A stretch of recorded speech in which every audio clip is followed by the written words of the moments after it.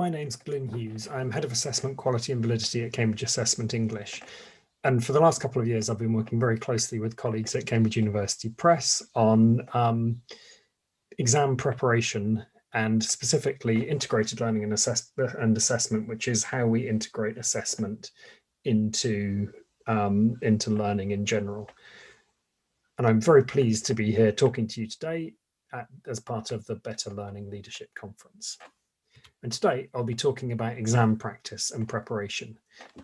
And I'll be going through what makes good and effective exam practice and preparation, both in terms of how do you know that a task that says it's exam practice is actually helping to prepare a learner for the exam, and also what role does feedback have to play. And we'll be looking a little bit at the role of digital preparation materials and the advantages that they bring and the benefits that they bring, but also some of the drawbacks that they have. But where we'll start is by looking at B2 first, which is an example of one of the Cambridge English qualifications that learners might be preparing for. So this is a B2 first certificate. Now, what does it mean to have a B2 first certificate? Why might this be important to somebody? Why is this a goal for somebody as part of their language learning? Now, if you have a B2 first certificate, this is what we say about our Cambridge English qualifications, that whether learners are planning to live, work, or study in their own country or abroad, our qualifications prove they have the English language skills to succeed. So this certificate means quite a lot. What we claim, we make some quite bold claims about what this certificate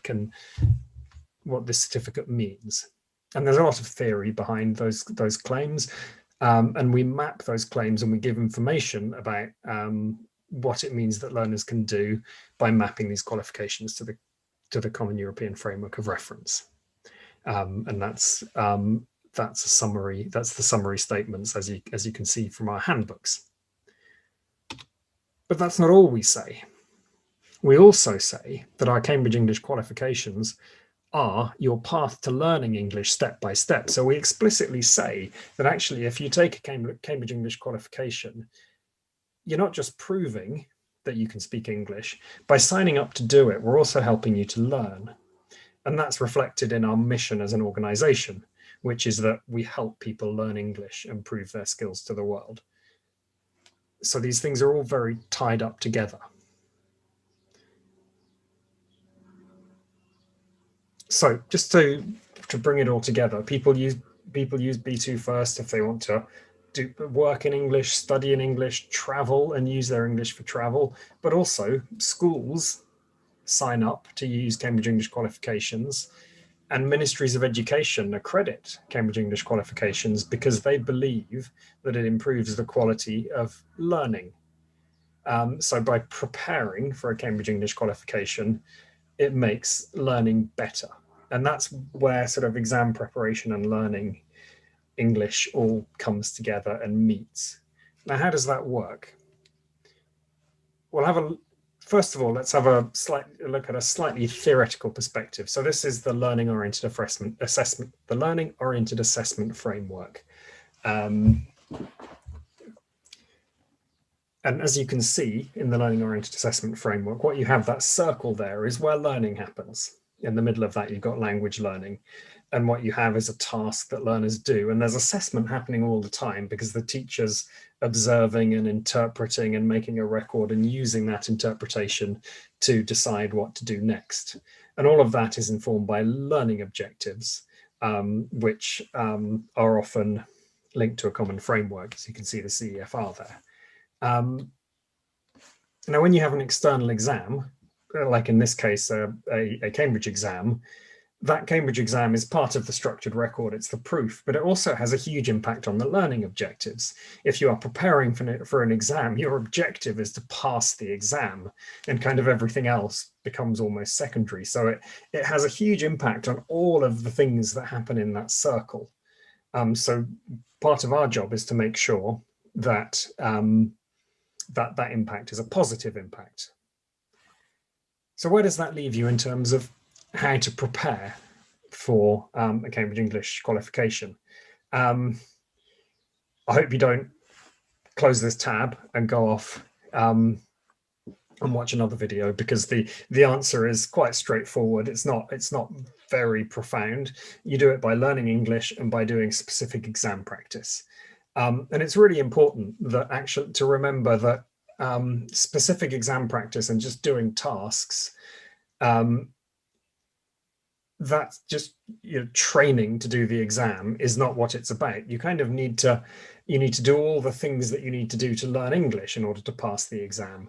Everything that learners and teachers do matter, but specific exam practice also helps, partly because it gives learners confidence, which means when they sit down to take the exam, they're familiar with what they need to do and it helps them perform to the best of their abilities, but also because by doing specific exam practice, it helps you to just refine that knowledge and understanding and those skills that you have in English.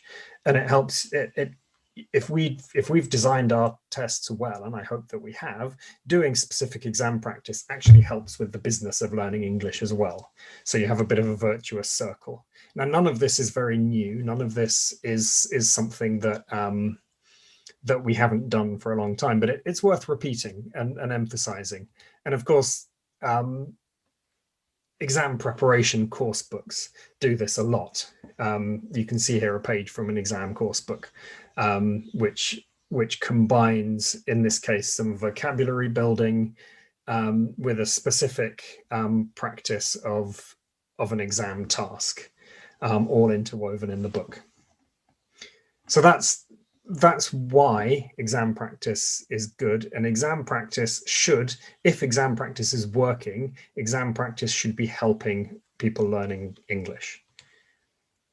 So what makes a good task? I'm not going to read this to you. If you want to pause the video here to read this in detail, that's fine. But what we're going to look at is a reading part 5 multiple choice, which focuses on detailed understanding of a text. And we're going to use it to think about how we can judge if a practice task that we are using is a good task, and that does it actually help learners prepare for the exam, and does it improve their English? And I'm going to give you some examples and we can have a think about whether they're good or not. Again, if you want to take a bit more time, you can pause and read what's on the screen. I'm just going to plow through. So here we are. We have a text on the left there called Splendid Isolation, about an architect that left London to go and live in Scotland. And we have a question on the right. So what do you think? Do you think that is a good task in terms of something that will help somebody prepare and will help somebody get better at reading for detailed understanding of a text? I'm not sure it is. Partly because it's testing world knowledge. So Skye is a remote island. Partly it's a word spot. It just uses exactly the same words. It's not a set. Disappointing is something about a reaction to something, whereas the others are factual. And really, it's not detailed knowledge. Let's have a look at another one. So, how do Mary's visitors initially react to the place where she lives? Have a look at this one. Now, this one I think is a little bit more complicated. It's better. There's more detailed understanding, but I think it's still a bit too easy. There's still a word spot in there. So learners wouldn't find it that challenging when preparing for B2 first. And if they got to the exam, they might find that actually the questions are harder. Also, there's what we call a double key. There's 2 correct answers. What about this one? Now, this one is actually from some official practice materials. So I think this one works. I'd be interested to know if you think it doesn't, for whatever reason. I think it does require more detailed understanding, and it's carefully constructed so that there's only one correct answer. So what is it that makes a good task? This is the detail that we looked at before. And just taking out the key words, it's all of these things. Now, I think that question that we just looked at, a lot of this came into play. I think all of the things highlighted there in red would help a learner to get that answer right. Now, not every question deals with everything, but when you're looking at questions, it helps to be able to see, okay, are these questions, is this task, are all these questions, are they covering the things that they're supposed to be covering? So what can your teachers, what can you do to help you decide, help you determine if something is a good task? Now, what we do in Cambridge is we have detailed item writer guidelines, and we have an editing process where we sit down with subject matter experts and talk things through. We also have pre-testing where we put our content in front of learners and see how they do, and we conduct statistical analysis that helps us to see what's working and what isn't. Now, that's harder for you to do, but there is still a lot of information out there. So as mentioned, you can use the handbook as a guide to see, okay, is this task doing what the handbook says it should be doing? Your teachers can work together. You can work with colleagues to form judgments about whether something's working or not. You can ask your learners and look at the scores that they get. If your learners are confused, or if it's not quite right, or if a learner doesn't do as well as you think on a task, it's always worth looking to see, is that telling you something about the learner, or is it actually telling you something about the task? So I think just encourage your teachers to be critical of because there's so much stuff out there that people can use. You want them to be critical so that they're using the best stuff that's out there. So that's what makes a good task. But how does that turn into practice? And does practice make perfect? How it turns into practice is, of course, through feedback. So let's have a quick look at the role of feedback. Here's our task again. And this is, as I said, this is from Test and Train, which is Cambridge digital exam preparation material. Now, if a learner gets it right, they get, yay, hooray, you got it right. And there's a little explanation, which they may or may not need, given that they've got it right. If they get it wrong, they get told it's incorrect. And there'll also be an explanation of why it's not correct. And there's another example. They'll also, once they've finished the task, be given some overall feedback, and they'll be given a medal of some sort and some praise. And then they can either move on to the next activity, or if they want to try and improve, this is really, really important, they can try again. So that's one example of practice activity. We can also have a look at another example of digital practice activity that you might be familiar with, which is Cambridge Write and Improve. Now, this is quite a different thing. This is a machine learning based practice application where a learner can write in a text in response to a task and will be given immediate feedback on possible errors. It doesn't tell them what the error is, but it gives them some hints. It says, oh, this might not be spelled right, all of these things, and the learner can do it again, and then they will see if they've corrected the errors, and then they'll see if their score, if their CFR level, their general score increases.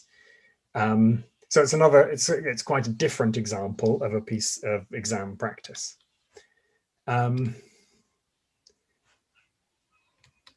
Now, there are advantages and disadvantages to all of this. And the advantages are really important. Learners can get instant feedback on whether they're right or not. They don't need to wait for a teacher to mark it. They get the chance to try again, which is really important. It's not final. It's not like, well, you got this wrong, so go on to the next thing. And all of this promotes independent learning. They can do it in their own time. They can do it without a teacher, and they can learn and improve. And there's some elements of gamification in all of this, with the reward and the encouragement and trying again. But it doesn't do everything. The feedback isn't personalized. So you will have seen from the reading, it tells you a possible reason why somebody might have got it wrong, but it doesn't tell you everything. It tells you a possible misunderstanding, but it might not be why that learner got it wrong. Also with the writing, it doesn't know the learner, so it doesn't know okay, what's important to the learner? Where is the learner now? And what is the focus for that learner to improve? It's not interactive, so the learner can read that or not. And it's not learning from the learner in saying, well, actually, that's not why I got that question wrong. Its focus is limited.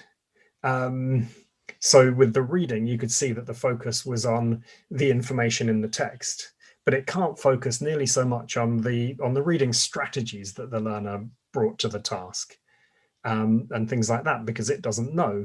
For Write and Improve, it can focus on superficial errors, errors of grammar and vocabulary and spelling, but it can't focus on task achievement and effect on the target reader and things like that. So it's really, really useful in that it really expands the available resources, but the actionable insight can be limited.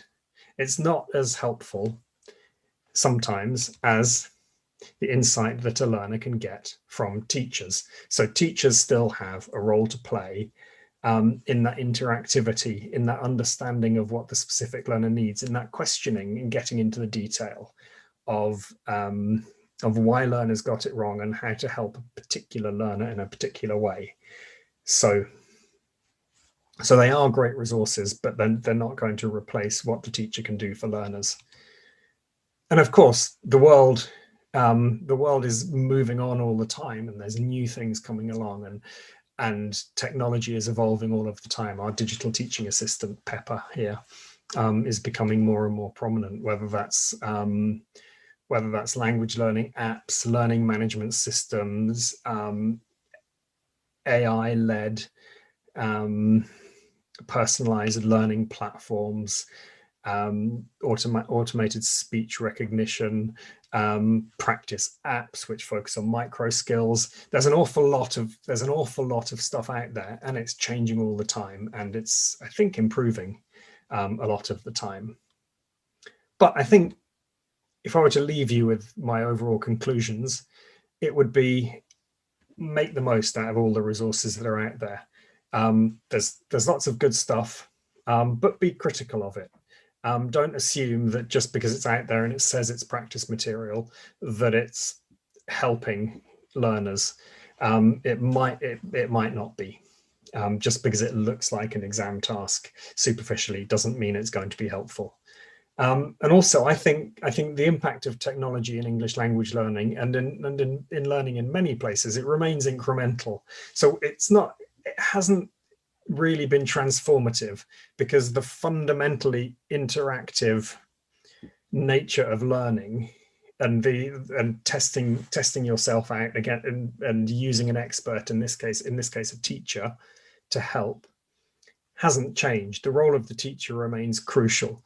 I don't know if it's going to change in the next 5-10 years, but we're not there yet. We're looking at more and more ways in which we can help learners, but we very much think that we will help learners with teachers. And that's it from me. Thank you very much. Enjoy the rest of the conference, and I hope that we can meet one day in the future. Bye-bye.